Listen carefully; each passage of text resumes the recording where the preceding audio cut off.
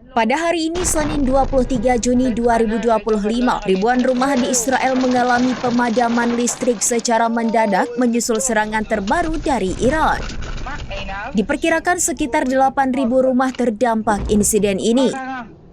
Pemadaman tersebut terjadi setelah beberapa rudal menghantam perusahaan listrik Israel yang berlokasi di kota Ashdod, bagian selatan negara itu. Akibatnya pasokan listrik ke beberapa area terganggu, menyebabkan lampu di permukiman sekitar padam.